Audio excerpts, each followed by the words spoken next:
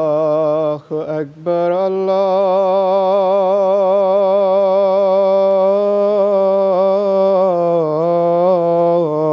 الله أكبر الله أكبر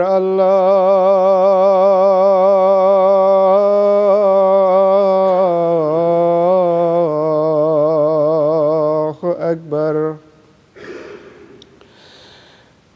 أشهد أن لا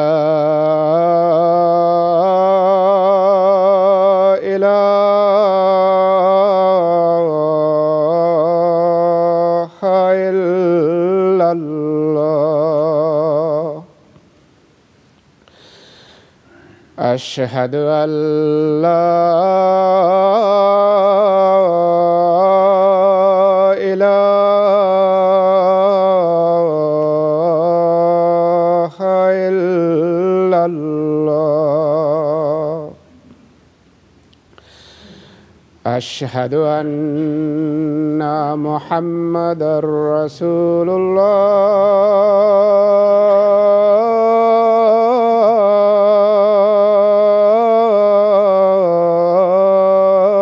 الله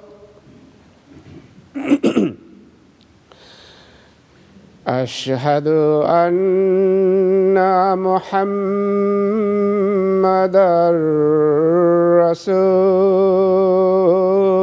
رسول الله حي على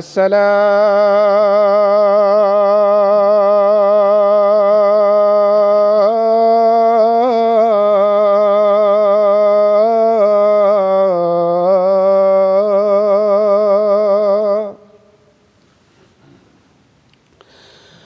حي على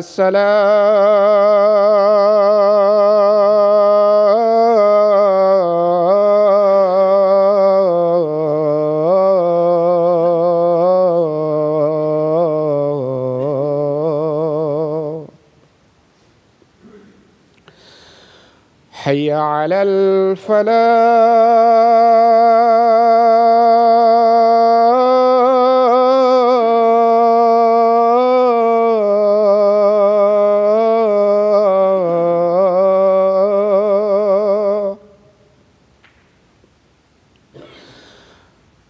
حي على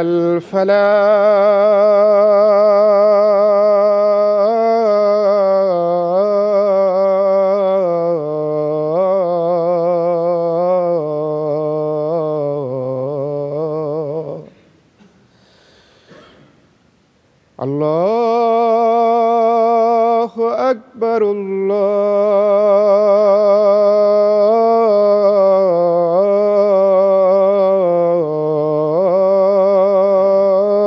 الله أكبر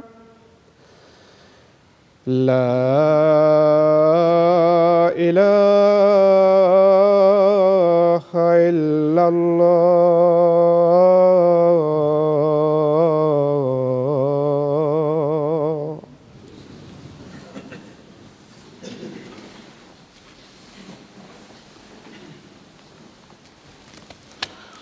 السلام عليكم ورحمة الله.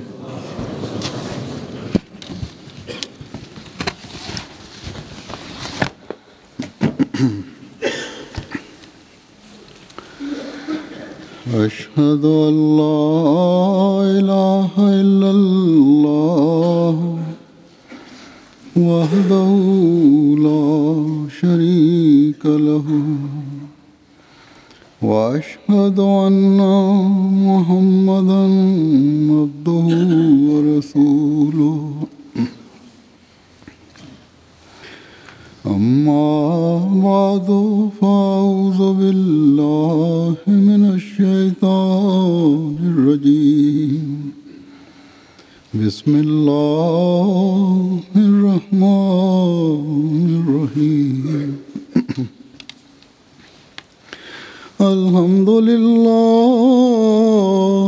رب العالمين الرحمن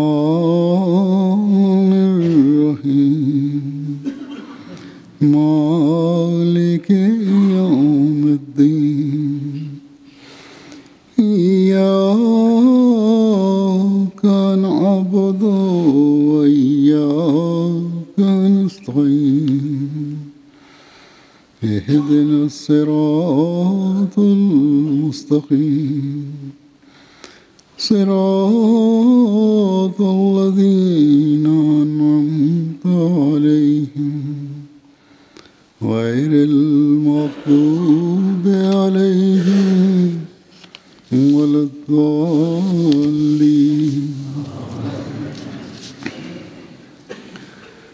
اس وقت میں صحابہ حضرت مسیح موعود علیہ الصلوۃ والسلام کے متفرق واقعات پیش کروں گا جن میں صحابہ کا آپ پر کامل یقین اور اس کے واقعات ہیں. پھر صحابہ پر حضرت مسیح موعود علیہ الصلوۃ والسلام کی کتب کا جو اثر ہوا ان کو پڑھ کر جو ان کے دل میں سچائی ظاہر ہوئی ان کے ایک تو واقعات ہیں. اسی طرح اللہ تعالیٰ نے کس طرح رہنمائی فرمائی خوابوں کے ذریعے وہ واقعات ہیں. ایک ایک واقعہ ہی ہے کیونکہ واقعات لمبے ہیں اس لیے ایک دو لیے ہیں میں نے. حضرت شیخ زین العابدین صاحب رضی اللہ تعالیٰ عنہ بیان کرتے ہیں کہ ایک دفعہ ہماری بھاوچ بیمار ہو گئیں اور سخت بیمار ہوئی. ہم نے سوچا کہ اب سوائے قادیان جانے کے اور کوئی ٹھکانہ نہیں، یعنی وہیں لے چلتے ہیں، وہاں خلیفہ اول ہیں حکمت ان سے علاج کروائیں گے اور یا حضرت مسیح علیہ السلام سے درخواست کریں گے اور ساتھ دعا. بہرحال کہتے ہیں ہم چل پڑے. والدہ بھی ساتھ تھی اور بھائی بھی ساتھ تھا. راستے میں ہم نے غالباً کیونکہ ہاتھ سے لکھا گیا ہے وہاں پڑھا نہیں جاتا صحیح طرح، بہرحال یہی لکھا ہے کہ لڑکی کو سمجھایا، یعنی اس بیمار عورت کو، کہ حضرت صاحب کہیں گے کہ مولوی نور الدین صاحب سے تمہارا علاج کرواتے ہیں، مگر تم کہنا کہ میں تو حضور ہی کا علاج چاہتی ہوں. مولوی صاحب سے ہرگز علاج نہیں کرواؤں گی. کہتے ہیں جب ہم قادیان پہنچے تو حضرت مسیح علیہ الصلوۃ والسلام نے یہی فرمایا کہ مولوی صاحب آپ کا علاج کریں گے، مگر اس لڑکی نے کہا کہ حضور میں تو مولوی صاحب کا علاج کرنے کے لیے تیار نہیں، حضور خود ہی علاج کریں. حضور علیہ السلام نے ایک دوائی لکھ دی اور 3 بوتلیں شہد کی گھر سے لا کر دے دیں اور فرمایا کہ میں کل لدھیانہ جا رہا ہوں، آپ یہ علاج شروع کریں. بیماری خطرناک ہے اس لیے مجھے بذریعہ خط اطلاع دینا یا خود پہنچنا. کہتے ہیں ہم نے وہ نسخہ لے لیا اور حضرت مولانا نور الدین کو دکھایا. آپ نے فرمایا کہ یہ نسخہ اس بیماری والے کے لیے سخت مضر ہے. اگر میں کسی ایسے مریض کو یہ نسخہ دوں تو وہ 1 منٹ میں مر جائے گا، مگر یہ نسخہ حضور کا ہے اس لیے یہ لڑکی ضرور صحت یاب ہو جائے گی. چنانچہ ہم نے وہ نسخہ استعمال کروایا اور لڑکی کو 2-3 دن میں ہی آرام ہو گیا. یہ خلیفہ اول کا بھی تو خیر کامل یقین تھا ہی، اس لیے تو حضرت مسیح علیہ السلام نے فرمایا کہ نور الدین جیسے مجھے مل جائیں تو انقلاب پیدا ہو جائے۔ لیکن ان دیہاتیوں کا بھی یہ ایمان تھا کہ جیسا بھی نسخہ ہے ہم نے استعمال کرنا ہے، اور اسی سے شفا ہوگی، اور اللہ تعالیٰ نے شفا بخشی۔ حضرت میاں محمد شریف صاحب کشمیری رضی اللہ تعالیٰ عنہ بیان فرماتے ہیں کہ میاں جمال الدین صاحب سیکھوانی برادر مولوی امام الدین صاحب سیکھوانی نے حضور سے عرض کیا کہ حضور مسجد میں اوپر تشریف رکھتے، مسجد میں اوپر بیٹھے تشریف رکھتے تھے حضور۔ عرض کیا کہ یہ ہمارا بھائی محمد شریف ہے، اور ان کی طرف طاعون کی بیماری بہت زور ہے، یعنی اس علاقے میں جہاں سے آئے تھے، ان کے لیے دعا کریں۔ تو حضور علیہ السلام نے مجھے مخاطب کر کے فرمایا کہ طاعون کس طرح ہوتی ہے؟ میں نے عرض کیا کہ پہلے چوہے مرتے ہیں۔ فرمانے لگے کہ یہ خدا تعالیٰ کی طرف سے نوٹس ہے۔ پھر میں نے عرض کیا کہ حضور جب سرخ پھوڑا نکلے تو وہ بیمار بچ جاتا ہے اور زرد والا نہیں بچتا۔ حضور نے فرمایا کہ کیا آپ وہاں جایا کرتے ہیں؟ میں نے عرض کیا، پوچھا کیا میں جایا کروں؟ آپ نے فرمایا کہ پرہیز ہی اچھا ہے، عام طور پر ان کے پاس نہ جایا کرو، مگر جس کو ایمان حاصل ہے اس کو کوئی خطرہ نہیں، وہ طاعون سے نہ مرے گا۔ میں نے عرض کیا کہ میری بیوی طاعون سے مری ہے۔ حضور نے فرمایا، معلوم ہوتا ہے مجھ پر اس کا کامل ایمان نہیں تھا، اگر ایمان ہوتا تو ایسی بیماری سے نہ مرتی۔ تو کہتے ہیں میں سمجھ گیا کہ اس نے بیعت نہیں کی تھی۔ پھر حضور نے فرمایا کہ آپ استغفار پڑھا کریں۔ ہمارا سارا کنبہ بیماری میں مبتلا تھا، حضور کو میں نے لکھا تو حضور نے پھر فرمایا کہ استغفار پڑھو، اور ہم نے پڑھا اور اللہ کے فضل سے سب اچھے ہو گئے۔ میاں محمد شریف کشمیری صاحب رضی اللہ عنہ فرماتے ہیں کہ جمال الدین صاحب سیکھوانی والد میاں صدیق صاحب نے مجھے بتایا کہ میں نے خیال کیا کہ جب بادشاہ کپڑوں سے برکت ڈھونڈیں گے، کا یہ الہام ہے حضرت مسیح علیہ السلام کا کہ بادشاہ تیرے کپڑوں سے برکت ڈھونڈیں گے، تو کیا ہمیں برکت حاصل نہ ہوگی؟ ان کی آنکھوں سے پانی بہتا تھا۔ انہوں نے حضور کی پکڑی کا پلہ، ایک موقع ملا ان کو تو آنکھوں پر پھیرا تو آنکھیں اچھی ہو گئیں۔ کہتے ہیں مجھے بھی ککرے تھے آنکھوں میں نے بھی پلہ اپنی آنکھوں پر پھیرا اور وہ اچھی ہو گئی۔ ابھی ایک واقعہ ہے حضرت مسیح علیہ السلام کی کتابوں کا اثر، بلکہ دو واقعات یہاں ہیں۔ حضرت میاں محمد الدین صاحب ولد میاں نور الدین صاحب فرماتے ہیں کہ میں اپنے بیان دے رہے ہیں، پچھلا چلتا چلا آ رہا ہے کہ پہلے بیان کر چکا ہوں کہ آریہ، برہمو، دہریہ لیکچرروں کے بد اثر نے مجھے اور مجھ جیسے اور اکثروں کو ہلاک کر دیا تھا، یعنی خدا تعالیٰ سے دور لے گئے تھے، اسلام سے دور لے گئے تھے، اور ان اثرات کے ماتحت لا یعنی زندگی بسر کر رہا تھا کہ براہین پڑھتے پڑھتے براہین احمدیہ پڑھنے کو ملی تو وہ پڑھنی شروع کی۔ یہ بھی اللہ تعالیٰ کا فضل ہے کہ کتاب پڑھنے کی توفیق عطا فرمائی اس نے۔ بہت سارے ایسے ہیں جن کو یہ توفیق ہی نہیں ملتی، وہ ضد ان میں طبیعت میں ہوتی ہے، لیکن بہرحال اللہ تعالیٰ نے فضل فرمانا تھا۔ کہتے ہیں مجھے براہین احمدیہ مل گئی، پڑھنی شروع کی۔ پڑھتے پڑھتے جب میں ہستی باری تعالیٰ کے ثبوت کو پڑھتا ہوں، صفحہ 90 کے حاشیہ نمبر 2 پر اور صفحہ نمبر 149 کے حاشیہ نمبر 11 پر پہنچا تو مان میری دہریت کافور ہو گئی۔ یہ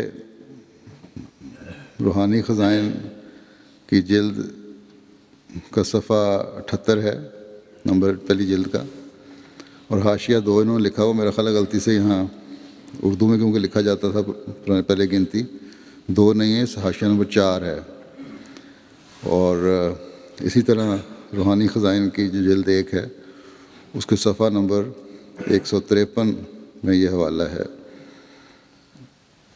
جو حاشیہ نمبر 11 سے شروع ہوتا ہے، 4-5 صفحے آگے ہیں، اس کو پڑھا جائے تو پھر اللہ تعالیٰ کی ہستی کی بات واضح ہوتی ہے۔ بہرحال یہ کہتے ہیں کہ میں وہاں پہنچا تو میری مان میری دہریت کافور ہو گئی اور میری آنکھ ایسے کھلی جس طرح کوئی سویا ہوا یا مرا ہوا جاگ کر زندہ ہو جاتا ہے۔ سردی کا موسم، جنوری 1893 کی 19 تاریخ تھی، آدھی رات کا وقت تھا کہ جب میں ہونا چاہیے اور ہے کے مقام پر پہنچا۔ یہاں اللہ تعالیٰ کی ہستی کا بیان ہو رہا ہے۔ ہم فرما رہے ہیں کہ ہر چیز جو وجود میں آتی ہے اس کو یہ خیال پیدا ہوتا ہے اس کو بنانے والا کوئی ہونا چاہیے، اور یہ کہ اس کا بنانے والا کوئی ہے، یہ دو چیزیں ہیں جو اللہ تعالیٰ کی ہستی کے ثبوت میں بھی حضرت مسیح علیہ السلام نے پیش فرمائی ہیں۔ تو یہ ہے جو چیز ہے اصل میں خدا تعالیٰ کے وجود پر کامل یقین پیدا کرتی ہے۔ بہرحال اس مضمون کی گہرائی تو بہت ہے، اس تفصیل میں اس وقت نہیں جایا جا سکتا، براہین احمدیہ میں جو لکھا وہ پڑھیں۔ کہتے ہیں بہرحال جب میں آدھی رات کا وقت تھا، یہ پڑھ رہا تھا کتاب ہونا چاہیے اور ہے کے مقام پر پہنچا، تو پڑھتے ہی مان توبہ کی انتہائی توجہ پیدا ہوئی، توبہ کی طرف میں نے توبہ کر دی۔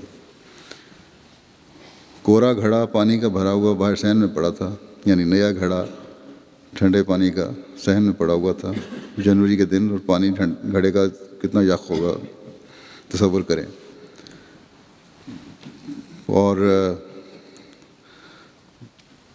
تختہ سا پائی میرے پاس تھی، سرد پانی سے لاچا تہبند پاک کیا، ٹھنڈے پانی سے اپنا تہبند جو ہے اس کو دھویا۔ میرا ملازم مسمہ منگتو سو رہا تھا، وہ بھی جب میں دھو رہا تھا تو وہ جاگ پڑا اور وہ مجھ سے پوچھتا ہے تو کیا ہوا کیا ہوا، یہ تہبند جو ہے لاچا ہے، مجھے دو، میں دھوتا ہوں۔ مگر میں اس وقت ایسی شراب پی چکا تھا کہ جس کا نشہ مجھے کسی سے کلام کرنے کی اجازت نہ دیتا تھا۔ آخر منگتو اپنا سارا زور لگا کر خاموش ہو گیا اور کہتے ہیں کہ میں گیلا تہبند باندھ کے میں نے نماز پڑھنی شروع کی، اور منگتو دیکھتا گیا، اور محویت کے عالم میں میری نماز اس قدر لمبی ہوئی کہ جو ملازم تھا منگتو وہ تھک کے سو گیا اور میں نماز میں مشغول رہا۔ پس یہ نماز براہین نے پڑھائی کہ بعد ازاں اب تک میں نے نماز نہیں چھوڑی۔ حضرت مسیح موعود علیہ السلام کا یہ معجزہ بیان کرنے کے لیے مذکورہ والا توتیہ تمہید میں نے باندھا تھا، یعنی یہ لمبی اور خوبصورت تمہید میں نے باندھی ہے، یہ معجزہ بیان کرنے کے لیے کس طرح براہین احمدیہ نے میرے اندر ایک انقلاب پیدا کیا۔ کہتے ہیں عین جوانی میں بحالت ناقد خدا حضرت مسیح موعود علیہ السلام نے، یعنی جوانی کے دن تھے میرے اور غیر شادی شدہ بھی تھا میں، حضرت مسیح علیہ السلام نے یہ ایمان جو ثریا سے شاید اوپر ہی گیا ہوا تھا اتار کر میرے دل پر داخل کیا اور مسلمان باز کردن کا مصداق بنایا۔ جس رات میں بحالت کفر داخل ہوا تھا، اس کی صبح مجھ پر بحالت اسلام ہوئی۔ براہین احمدیہ پڑھنے کی وجہ سے اس مسلمانی پر جو میری صبح ہوئی تو میں وہ محمد دین نہ تھا جو کل شام تک تھا۔ فطرتاً مجھ میں حیا کی خصلت اچھی تھی، فطرت میں یہ تھا، میرے اندر حیا تھی، لیکن اوباشوں کی صحبت میں انکاہ ہو چکی تھی، یعنی ختم ہو گئی تھی غلط لوگوں کی صحبت میں بیٹھنے کی وجہ سے۔ اللہ تعالیٰ نے اپنے فضل و کرم سے حضرت مسیح موعود علیہ السلام کی برکت سے مجھے وہی خصلت حیا واپس دی۔ میں اس وقت اس آیت کے پرتاؤ کے تحت مزے لے رہا تھا۔ سورہ حجرات کی آیت نمبر 7 یہاں لکھا ہے، لیکن یہ 8-9 آیت ہے کہ اللہ حبب الیکم الایمان وزینہ فی قلوبکم وکرہ الیکم الکفر والفسوق والعصیان اولئک هم الراشدون فضل من اللہ و نعمت واللہ علیم حکیم۔ یعنی اللہ نے تمہارے لیے ایمان کو محبوب بنا دیا، اور تمہارے دلوں میں سجا دیا ہے، اور کفر اور بدعمالی اور نافرمانی سے کراہت پیدا کر دی ہے۔ یہی لوگ ہدایت یافتہ ہیں۔ اللہ کی طرف سے ایک بڑے فضل اور نعمت کے طور پر یہ ہے، اللہ دائمی علم رکھنے والا اور حکمت رکھنے والا ہے۔ کہتے ہیں کہ ایمان لانے کے ساتھ ہی قرآن کی عظمت اور محبت نے میرے دل میں ڈیرا لگایا، گویا علم شریعت جو ایمان کی جڑ ہے اس کے حاصل کرنے کا شوق اور فکر دامنگیر ہوا۔ ازاں بعد سال 1894 براہین احمدیہ کا ایک دور ختم کیا، جو نماز تہجد کے بعد پڑھتا تھا، اور پھر آئینہ کمالات اسلام پڑھا جو توضیح المرام کی تفسیر ہے۔ حضرت قبلہ منشی مرزا جلال الدین صاحب پینشنر، منشی رسالہ نمبر 12، ساکن بلانی، تحصیل کھاریاں، ضلع گجرات، 2 ماہ کی رخصت لے کر سیالکوٹ چھاؤنی سے بلانی تشریف لائے، اور بلانی میں ہی میں پٹواری تھا۔ ان سے پتہ پوچھ کر بیعت کا خط لکھ دیا، جس کا جواب مجھے اکتوبر 1894 میں ملا، جس میں لکھا تھا کہ ظاہری بیعت بھی ضروری ہے، جو میں نے 5 جون 1895 مسجد مبارک کی چھت پر بالا خانے کے دروازے کی چوکھٹ کے مشرقی بازو کے ساتھ حضرت صاحب سے کی۔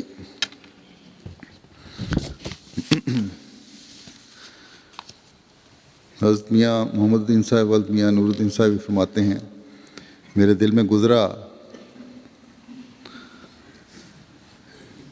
کہ میں علم دین سے ناواقف ہوں اور مولوی لوگ مجھے تنگ کریں گے، میں کیا کروں گا؟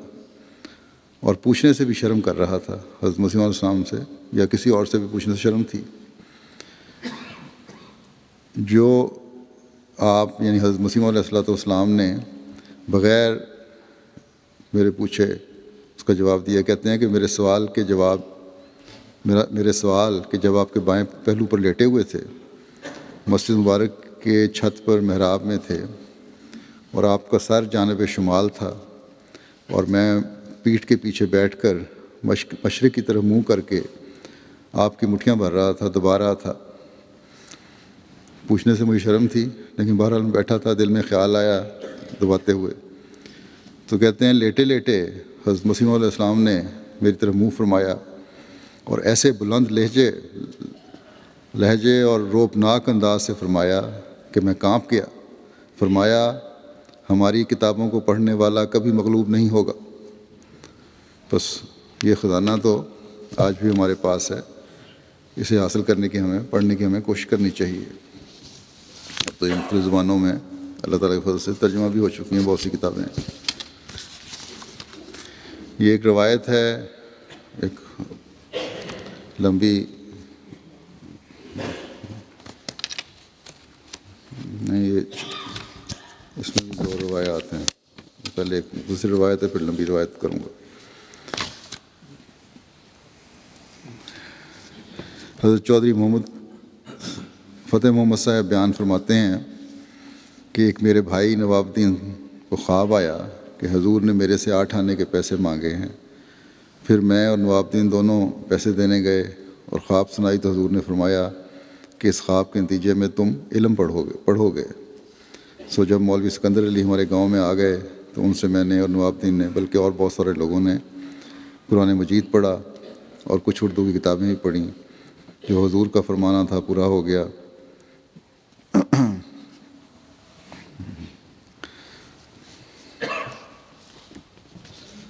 اچھا، پھر آگے کہتے ہیں کہ ہمارے گاؤں میں ایک پیپل کا درخت تھا جو ہم نے مرزا نظام الدین صاحب کے پاس فروخت کیا تھا، اور اس وقت ہمارے گاؤں میں بیماری طاعون تھی، اور ہم نے وہ روپے جو پیپل کی قیمت کے تھے وہ سیر پر آتے وقت حضرت صاحب کے آگے نظر کر دیے، اور حضور راستے سے ہٹ کر ہمارے گاؤں میں مسجد کے پاس آ کر دعا کرنے لگ گئے، اور بیماری دور ہو گئی۔ گاؤں کی بیماری جو تھی اس گاؤں میں۔ حضرت فضل الدین صاحب رضی اللہ تعالیٰ عنہ بیان فرماتے ہیں اپنی بیعت کا ذکر فرماتے ہوئے کہ میں پہلے پہل ایک آزادانہ خیال کا آدمی تھا۔ چند سال آزاد خیالی میں گزر گئے۔ بعدہ رفتہ رفتہ چند دوستوں کی صحبت سے بہراور ہو کر میں نقش بندی خاندان کا مرید ہو گیا، کیونکہ وہ میرے دوست بھی نقش بندی خاندان کے مرید تھے، اور وہ ہمارا مرشد ہمارے ہی گاؤں میں رہتا تھا۔ چونکہ یہ خاندان اپنے آپ کو شریعت کا پابند کہلاتا تھا اور اپنا سلسلہ حضرت ابوبکر صدیق سے ملاتا تھا، اس واسطے شروع بیت میں مجھ کو نماز اور روزہ کی سخت تاکید فرمائی، اور نماز تہجد کی بھی تاکید فرمائی، اور حکم دیا کہ نماز تہجد کبھی بھی نہ چھوڑی جاوے، اور ساتھ ہی یہ حکم بھی دیا کہ جو خواب آوے وہ کسی سے بیان نہ کی جائے۔ اس عرصے میں مجھ کو کئی خوابیں آئیں اور میں نے وہ کسی سے بیان نہ کی۔ چونکہ میں کام معماری کا کرتا تھا، بسبب نہ ملنے کام کے میں باجازت اپنے مرشد کے بما بیوی امرتسر چلا گیا اور وہاں ایک مکان کرایہ پر رہنے لگا۔ وہاں ہی کام کرتا تھا۔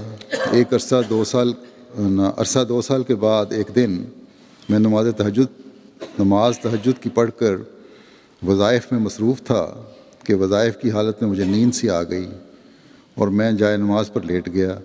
چنانچہ میں خواب میں کیا دیکھتا ہوں کہ آسمان سے ایک فوج فرشتوں کی بشکل انسانی میرے ارد گرد کچھ فاصلے پر حلقہ کر کے بیٹھ گئے، اور ایک افسر جو عہدہ جرنیلی کا رکھتا تھا میرے پاس آ کر بیٹھ گیا۔ اس کے بیٹھنے کے بعد ایک تخت زرین آسمان سے اترا اور اس حلقے کے اندر تخت رکھ دیا گیا، اور سب فوج تعظیماً کھڑی ہو گئی۔ اور جب میں نے دیکھا تو اس تخت زرین پر 2 بزرگ ہم شکل اور نورانی شکل اور ہر طرف ان کے نور ہی نور تھا بیٹھے تھے۔ تب میں نے اس افسر سے جو میرے نزدیک تھا پوچھا کہ یہ بزرگ کون ہیں؟ تب اس نے کہا کہ جو بزرگ دائیں طرف تخت پر ہیں وہ خدا کا پیارا محمد صلی اللہ علیہ وسلم ہیں، اور جو بائیں طرف ہیں وہ محمد صلی اللہ علیہ وسلم کا پیارا ابن مریم ہیں۔ میں نے کہا ابن مریم تو حضرت عیسیٰ علیہ السلام کا نام ہے جو اسرائیل کا نبی تھا۔ اس نے کہا یہ وہ نہیں، وہ تو فوت ہو چکا، یہ محمد صلی اللہ علیہ وسلم کا سب سے پیارا ابن مریم ہے۔ اس کے بعد رسول کریم صلی اللہ علیہ وسلم نے اپنی زبان مبارک سے یہ آوازہ فرمایا اور اس افسر کو فرمایا کہ بلند آواز سے لوگوں کو کہہ دے کہ جب یہ ہمارا ابن مریم آوے اس کی تابعداری کرنی ضروری ہے، اور جس نے تابعداری نہ کی وہ مجھ سے نہیں۔ اس عرصے میں میری بیوی نے مجھے جگا دیا اور کہا کہ صبح کی اذان ہو گئی ہے، آپ تہجد کے بعد کبھی سوئے نہیں تھے، اٹھو اور نماز کے لیے مسجد میں جاؤ۔ اس وقت اپنی بیوی کو میں بہت خفا ہوا کہ تو نے مجھ کو کیوں جگایا۔ خیر اگلے روز میں گاؤں کو چلا گیا اور تمام ماجرا میں نے اپنی خواب کا اپنے مرشد کو کہہ سنایا۔ اس نے کہا کہ مبارک ہو تم کو رسول کریم صلی اللہ علیہ وسلم کی زیارت نصیب ہوئی، اور پھر کہا کہ اب ہم غیر کے علاقے میں ہوں گے اور عنقریب ابن مریم نازل ہوں گے۔ میں نے خواب کی تعبیر یہ کی غیر کے علاقے میں ہوں گے، عنقریب ابن مریم نازل ہوں گے، بلکہ یہ زمانہ مسیح موعود کا ہی زمانہ ہے، خوش نصیب ہیں وہ جو اس کو پائیں گے۔ یہ مرشد نے ہم کو جواب دیا۔ کہتے ہیں اس کے بعد میں نے محکمہ نہر میں مستری کی ملازمت کی ایک بابو کے ذریعے سے، اور اس ملازمت میں ایک کسی کلرک کے ذریعے سے ملازمت کی، اور ملازمت میں مجھ کو بہت سی خوابیں آئیں، اور بسبب منع کرنے کے، یعنی کہ اس نے پیر اور مرشد تھا اس نے منع کیا تھا نا خوابیں نہیں بتانی، تو منع کرنے کی وجہ سے میں نے کسی سے ظاہر نہ کی۔ 15-20 سال تک میں نے ملازمت کی۔ بعد میں ملازمت چھوڑ کر اپنے گاؤں کو چلا گیا اور اپنے گھر پر رہنے لگا۔ لہٰذا ہماری برادری میں سے مولوی محمد چراغ صاحب جو ہمارے استاد بھی تھے اور وہ پکے اہل حدیث تھے، جب میں ملازمت چھوڑ کر واپس چلا آیا تو ان کو میں نے احمدی طریقے پر پایا، وہ احمدی ہو گئے تھے اور میرے ساتھ حضرت صاحب کے سلسلے کی گفتگو شروع کر دی، لیکن میں نے کوئی دلچسپی ظاہر نہ کی کیونکہ میں فقیروں کا معتقد تھا اور جانتا تھا کہ فقیر ہی اصل شریعت کے مالک ہیں۔ اس واسطے میں نے مولوی صاحب کو کوئی جواب نہ دیا اور یہ کہہ کر ٹال دیا کہ ہاں آج کل ایسے لوگوں نے دکانداریاں بنا رکھی ہیں اور خلق خدا کو دھوکہ دیتے ہیں۔ لہٰذا میں نے ارادہ کیا کہ اپنے مرشد سے تحقیقات کراؤں کہ کیا یہ دعویٰ حضرت صاحب کا من جانب اللہ ہے یا دھوکہ ہے۔ جب میں ان کے مکان پر گیا اور پیر صاحب کے لڑکے سے دریافت کیا کہ حضرت کہاں ہیں، تو اس نے رو کر جواب دیا کہ وہ مرشد جو تھے ان کے کہ وہ 2 ماہ سے فوت ہو گئے ہیں اور ہم آپ کو ان کی فوتیدگی کی اطلاع دینی بھول گئے، معاف فرمائیں۔ کہتے ہیں مجھے بڑا رنج ہوا اور صدمہ ہوا۔ میں روتا دھوتا گھر کو چلا آیا۔ ایک دن پھر مولوی صاحب نے مجھ سے کہا کہ تم خواندہ آدمی ہو، حضرت پڑھے لکھے آدمی ہو، حضرت صاحب کی تصنیفات دیکھنی چاہیے، یعنی حضرت مسیح علیہ السلام کی جو تحریرات ہیں، کتابیں ہیں، وہ دیکھنی چاہیے۔ انہوں نے اسی وقت مجھ کو ایک کتاب جس کا اسم شریف جلسہ مذاہب مہتسو ہے پڑھنے کو دیا۔ وہ میں نے سارا ختم کیا اور پھر انہوں نے مجھ کو براہین احمدیہ ہر 4 جلد دیں۔ جب میں نے ساری ختم کر لی تو میرے دل میں یہ بات ڈالی گئی کہ محمد رسول اللہ صلی اللہ علیہ وسلم کے بعد نہ کوئی ایسا لائق شخص ہوا ہے اور نہ کسی نے آپ صلی اللہ علیہ وسلم کے بعد ایسی کتاب شائع کی ہے جو تمام غیر مذاہب کو اسلام کی حقانیت پر دعوت دے۔ کہتے ہیں اس کے بعد میرا دل تذبذب میں پڑ گیا۔ دل میں یہ بات پیدا ہو گئی کہ اگر یہ شخص جس نے ایسی چیز دنیا کے سامنے پیش کی ہے سچا ہے تو میں نے بیعت کر لی، اگر میں نے بیعت کر لی تو سچے کی بیعت کی، اور اگر خدا نہ خواستہ اپنے دعوے میں جھوٹا ہوا تو ایک کاذب کی بیعت میں داخل ہوں گا۔ لہٰذا یہ خیال ایسا پکا دل میں گڑ گیا کہ 2 ماہ تک اس پر اڑا رہا۔ مولوی صاحب مجھ کو ہر چیز سمجھاویں لیکن دل نہ مانے۔ ایک دن ماہ رمضان المبارک کی پہلی تاریخ کو میں نے خدا تعالیٰ سے بڑے خشوع و خضوع سے یہ دعا کی کہ اے زمین و آسمان کے پیدا کرنے والے، بواسطہ محمد صلی اللہ علیہ وسلم، اگر یہ شخص یعنی مرزا صاحب سچا ہے اور تو نے ہی معمور کر کے دنیا کی اصلاح کے لیے نازل فرمایا ہے تو تو اپنی ستاری سے مجھ کو کوئی نشان ظاہری یا کسی خواب کے ذریعے سے دکھا دے۔ اگر مجھ کو کوئی نشان نہ دکھایا تو پھر مجھ پر قیامت کے دن تیری کوئی حجت نہ رہے گی، کیونکہ مجھ میں اتنی قوت نہیں کہ سچے اور جھوٹے میں امتیاز کر سکوں، اور بس۔ جب 15 رمضان گزرے تو بعد تہجد میں جائے نماز پر لیٹ گیا تو خواب میں کیا دیکھتا ہوں کہ میں اور میرے ساتھ ایک اور آدمی کسی شہر کو چلے ہیں۔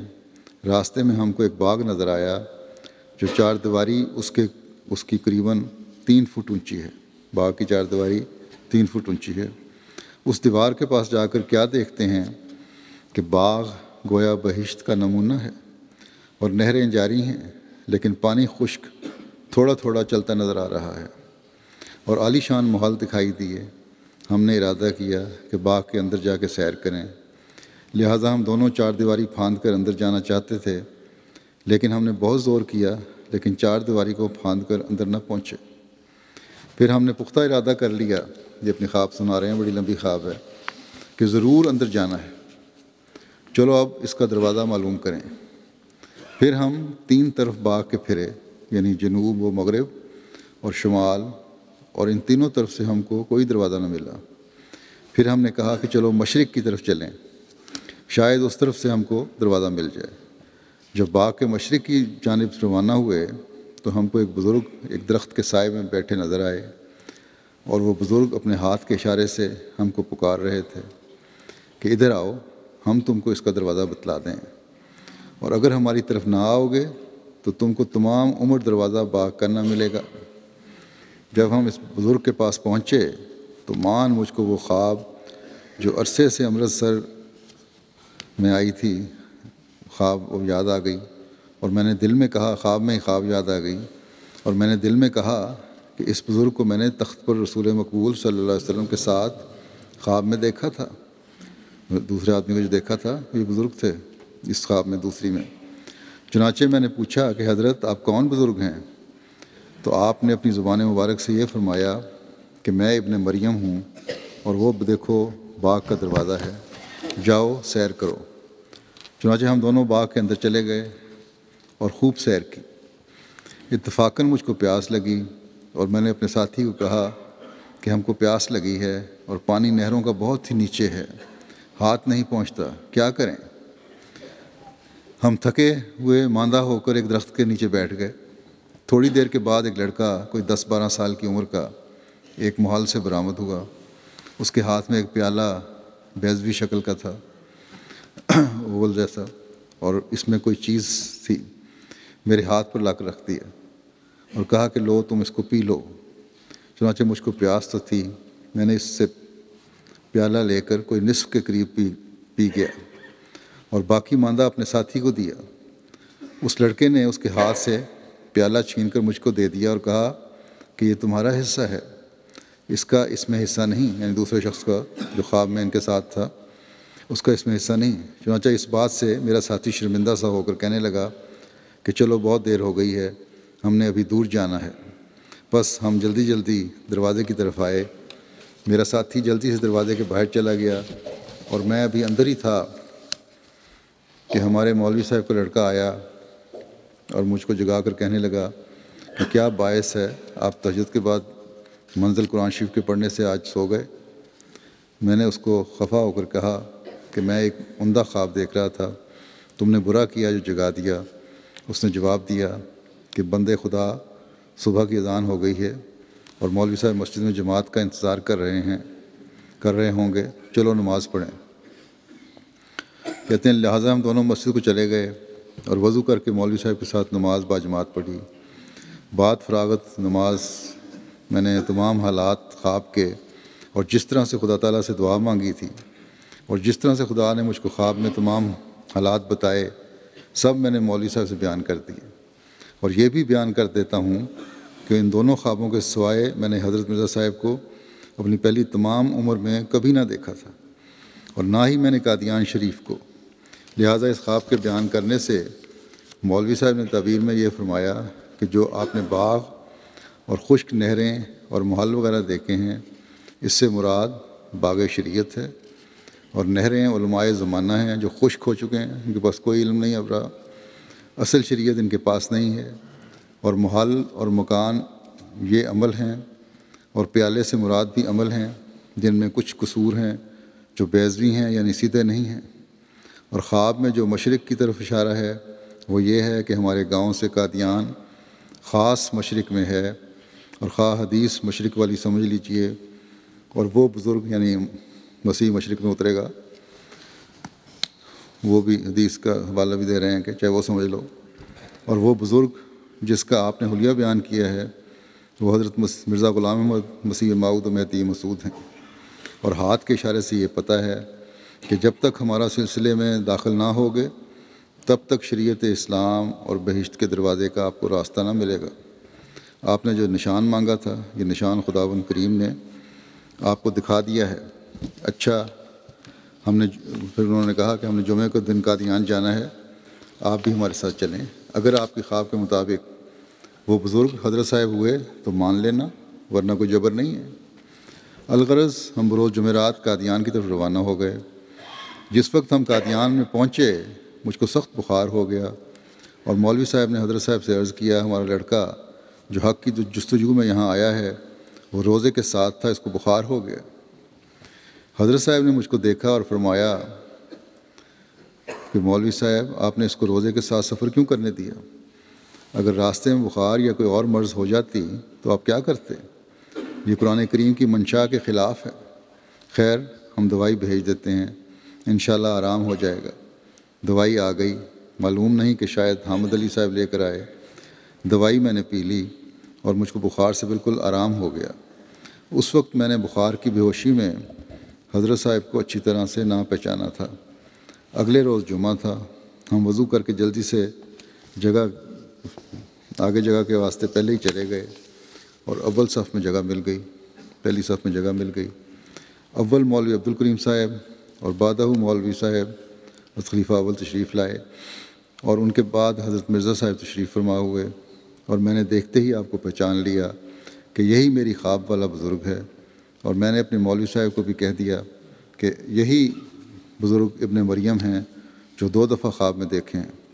اب مولوی صاحب کی تسلی ہو گئی اور انہوں نے سمجھا کہ یہ اب خود ہی بیعت کر لے گا۔ ہاں، جس وقت ہم قادیان کو چلے تھے اس وقت ہم 4 آدمی تھے، ایک ہم اور دوسرے مولوی صاحب، تیسرے وہی جو خواب میں ہمارے ساتھ تھا، چوتھا ایک شخص کمہار تھا جو بغرض بیعت آیا تھا۔ الغرض خطبہ مولوی عبدالکریم صاحب نے پڑھا اور اغلب ہے کہ جمعہ بھی انہوں نے پڑھایا، لہذا بعد نماز جمعہ آوازہ ہوا کہ جس نے بیعت کرنی ہے وہ آ کر بیعت کر لے۔ چنانچہ بہت سے لوگ اس دن بیعت کے لیے آگے ہوئے، جن میں سے ہمارا ساتھی وہ چوتھا کمہار بھی تھا۔ جس وقت ہم بیعت کرنے کے واسطے چلے تو ہمارے ساتھی نے جو خواب میں بھی ہمارے ساتھ تھا بیعت کرنے سے مجھ کو روکا اور یہ وسوسہ ڈال دیا کہ تم مرزا صاحب کی کتابیں دیکھتے رہے ہو، کیونکہ وہی خیالات مجسم ہو کر تم کو خواب میں نظر آئے ہیں اور کچھ نہیں ہے، باقی خواب تمہاری غلط ہے۔ کہتے وسوسہ ڈالا اس نے، کہتے ہیں یہ سب کچھ کہا اس نے کہ یہ سب کچھ دھوکہ ہے اور میں دماغ کا کمزور تھا۔ کہتے ہیں میں دماغ کا کمزور تھا، یعنی باتوں میں آنے والا تھا، اس واسطے اس نے مجھ کو بیعت کرنے سے روکا۔ لہٰذا اگلے روز صبح ہی ہم 4 آدمی قادیان سے اپنے گاؤں کی طرف روانہ ہو گئے۔ جس وقت ہم لوگ بٹالہ سے آگے جو سڑک علی وال کو جاتی ہے اس پر ایک گاؤں مولے والی کے برابر پہنچے تو پھر مولوی صاحب نے مجھ سے پوچھا کہ تم نے بیعت کر لی ہے؟ تو میں نے جواب دیا نہیں۔ انہوں نے کہا کیوں نہیں کی؟ جب تم کو تمہاری خواب کے مطابق سب کچھ پورا ہو گیا، پھر تم نے بیعت کیوں نہ کی؟ میں نے جواب میں کہا کہ اس شخص نے مجھ کو روک دیا ہے اور کہا کہ تم کتابیں مرزا صاحب کی دیکھتے رہے ہو، وہی خیالات مجسم ہو کر تمہارے روبرو خواب میں آ گئے، بس اور کچھ نہیں ہے۔ بس یہ سنتے ہی مولوی صاحب ہم سے اور اس شخص سے جو ان کا چچا بھائی تھا سخت ناراض ہو گئے اور مجھ سے کہنے لگے بس اب تمہارا کوئی تعلق استادی شاگردی یا رشتہ داری کا نہیں رہا۔ لہٰذا ہم عصر کی نماز کے وقت اپنے گاؤں پہنچے۔ اس کے بعد میں 4-5 دن گاؤں میں رہا، لیکن مولوی صاحب ہم سے ناراض ہی رہے۔ اتفاقاً موضع بھامبڑی سے مجھ کو بابو جان محمد کا خط آیا کہ میں تبدیل ہو کر کوٹھی نہر ہرچوال میں آ گیا ہوں اور میرے پاس کام بہت ہے اور میں نے سنا ہے کہ آپ نوکری چھوڑ کر آ گئے ہیں، لہذا خط دیکھتے ہی موضع بھامبڑی یا کوٹھی ہرچوال میں ضرور آ جائیں۔ خیر میرا بھی دل اداس تھا۔ میں خط کے اگلے دن بمقام کوٹھی ہرچوال نہر کا جو بنگلہ ہوتا ہے وہاں پہنچ گیا، براستہ قادیان پہنچ گیا اور بابو صاحب بخندہ پیشانی خاطر تواضع سے پیش آئے۔ اگلے روز میرے سپرد کام کیا گیا اور میں مصروف ہو گیا۔ جب تیسرا دن ہوا تو مجھ کو پھر تیسرا خواب آیا اور وہ یہ تھا کہ خواب میں حضرت مرزا صاحب مسیح موعود علیہ الصلوۃ والسلام میرے پاس آ کر بیٹھ گئے اور میں اٹھ کر واسطے تعظیم کے جو گدی نشینوں میں دستور ہے پاؤں چومنے کے لیے اپنے سر کو جھکایا، لیکن حضرت صاحب نے مجھ کو اپنے دست مبارک سے روک دیا اور فرمایا یہ شرک ہے۔ پھر آپ نے فرمایا کہ دیکھو میاں فضل الدین، تم نے خدا سے بذریعہ دعا نشان مانگا تھا کہ اگر مجھ کو ظاہری یا خواب کے ذریعے سے نشان نہ دیا گیا تو قیامت کو مجھ پر خداوند بندہ تیری حجت نہیں ہوگی کہ تم نے مسیح موعود کو کیوں نہیں مانا۔ بس اب تم کو نشان مل گیا اور تم پر حجت قائم ہو گئی۔ اتنی ہی بات کہہ کر آپ چل دیے اور میں خواب سے بیدار ہو کر رونے لگا اور اتنا رویا کہ آنسوؤں سے میرا گریبان تر بتر ہو گیا، اور اسی وقت میں بغیر اطلاع بابو صاحب قادیان کو ننگے پاؤں اٹھ کے بھاگا۔ ایک شخص جوتی بھی نہیں پہنی، ایک شخص جو مجھ کو بھاگتا دیکھ رہا تھا اس نے بابو صاحب کو جا کر کہہ دیا کہ مستری صاحب اپنے گاؤں کو بھاگا جاتا ہے۔ اسی وقت بابو صاحب گھوڑی پر سوار ہو کر میرے پیچھے بھاگے اور مجھ کو ہرچوال نہر کے پل پر پکڑ لیا اور کہنے لگے کہ آپ کو کیا ہو گیا کہ بغیر اجازت اپنے گاؤں کو بھاگے جا رہے ہو؟ خیر ہے؟ میں نے کہا کہ مجھ کو چھوڑ دو، میں قادیان جا رہا ہوں، گاؤں نہیں جا رہا۔ بس قادیان کا نام سن کر وہ آگ بگولا ہو گیا، کیونکہ وہ بھی مخالف تھا اور اب تک بھی مخالف ہی ہے، غرض وہ چھوڑتا نہیں تھا اور میں اصرار کر رہا تھا اور میں نے عاجزی سے کہا کہ بابو صاحب مجھ کو جانے دو ورنہ میں یہاں ہی جان دے دوں گا، کیونکہ یہ میرے بس کی بات نہیں ہے۔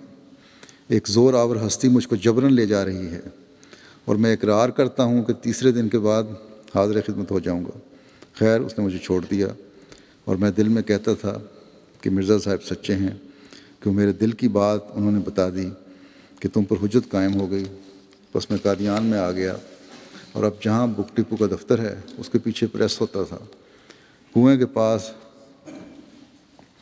وہاں مرزا اسماعیل پریس میں کام کرتا تھا۔ اس سے کہا کہ میں نے مرزا صاحب کو ملنا ہے۔ اس نے کہا کہ نماز ظہر کے وقت مسجد مبارک میں آپ تشریف لاتے ہیں، وہاں پر آپ ملاقات کریں۔ اس دن آپ ظہر کے وقت تشریف نہ لائے، اور مغرب کے وقت آپ تشریف فرما ہوئے، اور میں دیدار سے مشرف ہوا اور عرض کی حضور میں نے بیعت کرنی ہے۔ حضور نے فرمایا کہ تیسرے دن کے بعد بیعت لی جائے گی۔ القصہ میں 3 دن تک رہا، اور تیسرے دن میں نے اور میر قاسم علی صاحب، ایڈیٹر فاروق، اور تیسرا اور آدمی تھا جس کا مجھے نام معلوم نہیں، شاید مولوی سرور شاہ صاحب ہوں گے، تینوں نے بیعت کی اور سلسلہ عالیہ احمدیہ میں داخل ہو گئے۔ تو یہ اس طرح بھی اللہ تعالیٰ بیعتیں کرواتا تھا لوگوں کے۔ اور مسلم علیہ السلام نے فرمایا ہے کہ تبلیغ کا بہت سارا کام ہمارا تو فرشتے کرتے ہیں۔ اللہ تعالیٰ ان تمام صحابہ کے درجات بلند فرماتا چلا جائے، اور ان کی نسلوں کو بھی اپنے بزرگوں کی نیکیوں کو قائم رکھنے کی توفیق عطا فرمائے۔ اس وقت میں ایک شہید کا بھی ذکر کرنا چاہتا ہوں، اور ان کا جنازہ بھی انشاءاللہ تعالیٰ جمعہ کی نماز کے بعد پڑھاؤں گا، جو مکرم محترم چودھری نصرت محمود صاحب ابن مکرم چودھری منظور احمد صاحب ہندل ہیں۔ ان کا خاندانی تعارف یہ ہے کہ آپ کے خاندان میں احمدیت کا نفوذ حضرت چودھری عنایت اللہ صاحب رضی اللہ عنہ، جو حضرت مسیم علیہ السلام کے صحابی تھے، کے ذریعے سے ہوا، جو شہید مرحوم کے دادا مکرم چودھری اخلاص صاحب احمد صاحب کے کزن تھے۔ بعد میں ان کی کوششوں سے چودھری اخلاص احمد صاحب نے بھی خلافت اولیٰ میں بیعت کی تھی۔ آپ کے خاندان کا تعلق بہلول پور ضلع سیالکوٹ سے تھا۔ چودھری نصرت صاحب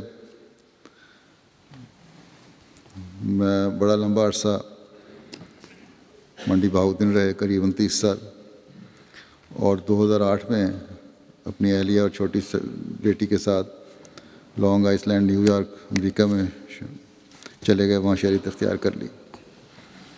نصرت محمود صاحب 6 مارچ 1949 کو بہلول پور ضلع سیالکوٹ میں پیدا ہوئے تھے۔ پھر مرے کالج سیالکوٹ سے گریجویشن کیا، پھر شاہتاج شوگر مل منڈی بہاؤدین میں ملازمت کی، تقریباً 35 سال بطور مینیجر کام کیا وہاں۔ پھر اب امریکہ جیسا کہ بتایا میں نے شفٹ ہو گئے۔ یہ ستمبر میں اپنی چھوٹی صاحبزادی شاہدہ محمودہ صاحبہ کی شادی کے سلسلے میں پاکستان آئے تھے امریکہ سے۔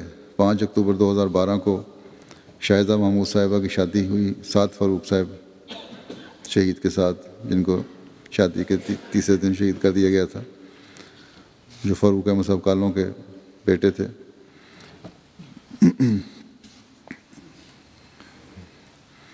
اور 19 اکتوبر کو جمعہ کو دن، جیسا کہ میں نے سعد فاروق کے جنازے پہ بتایا تھا، سعد فاروق صاحب شہید ہوئے، اور ان کے سمدھی یہ فاروق احمد کالوں صاحب اور چند دیگر افراد کے ساتھ بیت الحمد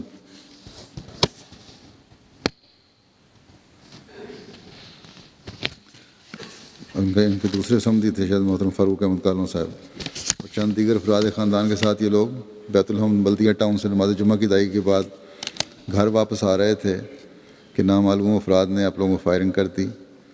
سعد فاروق صاحب تو موٹر سائیکل پہ جو تھے موقع پہ شہید ہو گئے، ان کا جنازہ تو بڑھا گیا تھا 2-3 ہفتے پہلے۔ دیگر 2 افراد زخمی ہوئے تھے، ایک گولی آپ کی گردن میں لگی اور 2 گولیاں آپ کے سینے پہ لگی تھیں، چودھری نصرت محمود صاحب کے۔ فوری طور پر آپ کو اسپتال لے جایا گیا اور وہاں سے پہلے عباسی شہید ہسپتال تھا، پھر آغا خان میں شفٹ کیا گیا۔ تقریباً 38 دن آپ زیر علاج رہے اور آخر جب زخموں کی تاب نہ لاتے ہوئے اور مزید زخم خراب بھی ہو گئے تھے ان کے، 27 نومبر کو منگل کے دن رات 11 بجے اپنے مالک حقیقی سے جا ملے اور شہادت کا رتبہ پایا۔ انا للہ و انا الیہ راجعون۔ شہید مرحوم اللہ کے فضل سے موسی تھے اور آپ کو خدمت دین کا بہت شوق تھا۔ منڈی بہاؤدن میں قیام کے دوران آپ کو بطور سیکریٹری رشتہ ناطہ، سیکریٹری دعوت اللہ اور دیگر مختلف عہدہ جات پر خدمت کی توفیق ملی۔ 2008 میں امریکہ شفٹ ہونے کے بعد Long Island, New York, امریکہ میں آپ کو بطور سیکریٹری تربیت خدمت کی توفیق مل رہی تھی۔ مرحوم انتہائی مخلص اور ایماندار شخصیت کے مالک تھے۔ جہاں کام کرتے تھے وہاں سے ان کو آنیسٹی ایوارڈ بھی ملا تھا ایک دفعہ۔ خلافت سے گہرا تعلق تھا، تمام تحریکات میں بڑھ چڑھ کر حصہ لیتے تھے۔ دعوت اللہ کے پروگرام میں اگر خود نہ شامل ہو سکتے تو پھر اپنی گاڑی دے دیا کرتے تھے دوسروں کو لے جانے کے لیے تاکہ ثواب میں شامل ہو سکیں۔ آپ کے بیٹے کاشف احمد دانش آپ کے بارے میں لکھتے ہیں کہ میں نے اپنے والد کو ایک بہت ہی شفیق اور محبت کرنے والے شخص کے طور پر پایا۔ بچپن سے لے کر جوانی تک ہمیشہ اولاد کا بہت زیادہ خیال رکھا، تعلیم دلوانے کے لیے اور اعلیٰ اخلاقی اقدار کی تربیت کے لیے ہمیشہ کوشش کرتے رہے۔ زبان بہت اعلیٰ اور لہجہ ہمیشہ نرم ہوتا تھا۔ کبھی بھی بچوں کو تم کہہ کر مخاطب نہیں کیا بلکہ آپ کہہ کر مخاطب کرتے تھے۔ ان کے بیٹے کہتے ہیں کہ میری جماعت کے کاموں میں دلچسپی کو بہت سراہتے تھے اور خلافت احمدیہ کے ساتھ ایک مضبوط تعلق کی تلقین کرتے تھے۔ گھر آ کر سب سے پہلے اپنے بچوں کو نماز کے بارے میں پوچھتے تھے، اور کسی وجہ سے نہ پڑھی ہوتی تو فوراً ادائیگی کے لیے کہتے۔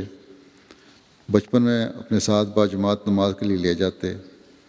کام کے دوران، سفر پر، کسی بھی جگہ پر ہوتے نماز کا خاص انتظام کرتے۔ کسی سے سخت لہجے میں گفتگو نہیں کی، ہمیشہ اخلاقیات کا درس دیتے۔ ہر کوئی آپ کی نرم گو اور ملنسار طبیعت کی وجہ سے جلد آپ کا گرویدہ ہو جاتا۔ مرحوم کی اہلیہ محترمہ اس وقت امریکہ میں مقیم ہیں۔ یہ بھی آئی ہوئی تھی یہاں لیکن بعد میں بیمار ہو گئیں تو چلی گئیں۔ ان کا بھی وہاں علاج ہو رہا ہے، کے لیے دعا کریں اللہ تعالیٰ ان کو بھی شفا عطا فرمائے۔ اور آپ کا بیٹا کاشف احمد دانش کینیڈا میں مقیم ہے اور وہاں بطور نائب صدر خدام الاحمدیہ کینیڈا خدمت کی توفیق پا رہے ہیں۔ 3 بیٹیاں تھیں مرحوم کی، سب سے چھوٹی بیٹی سعد فاروق شہید کی بیوہ ہے۔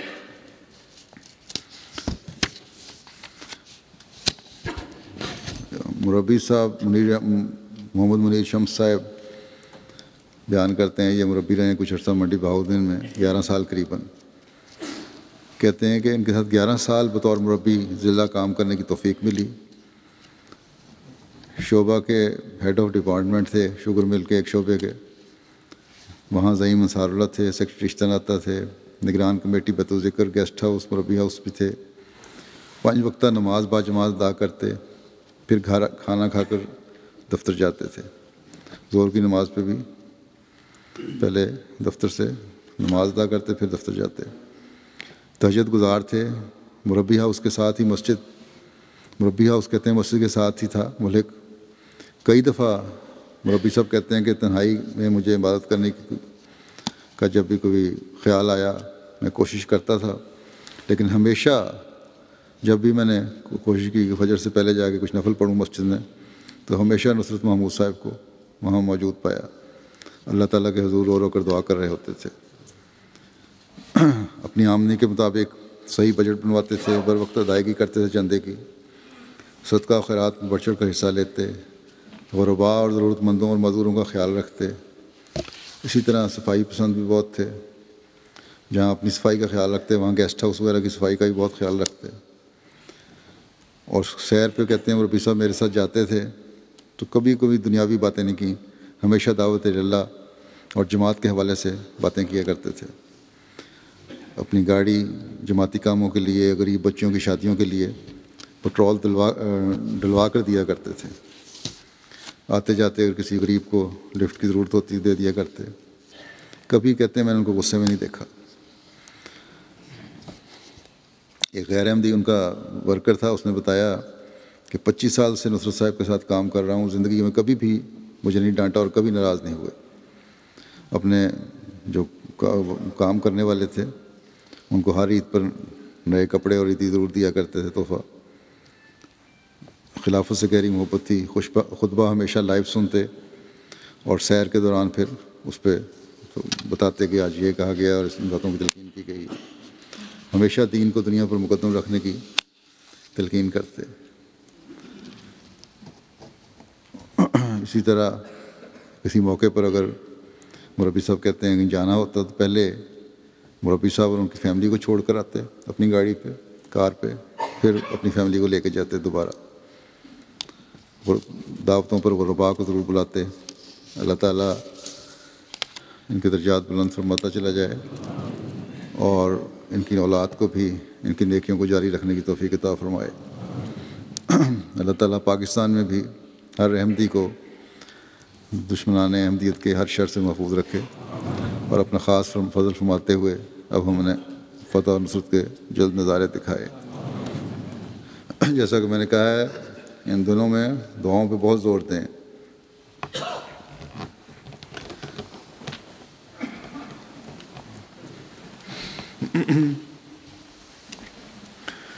الحمد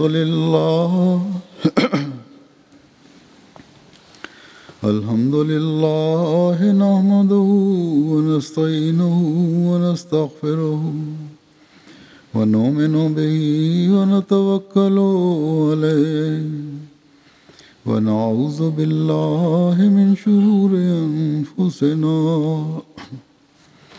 ومن سيئات أعمالنا. من يهده الله فلا مضل له ومن يضلله فلا هادي له. ونشهد أن لا إله إلا الله ونشهد أن محمدا عبده ورسوله. عباد الله رحمكم الله إن الله يأمر بالعدل والإحسان وإيتاء ذي القربى وينهى عن الفحشاء والمنكر والبغي يعظكم لعلكم تذكرون. اذكروا الله يذكركم وادعوه يستجب لكم ولذكر الله أكبر.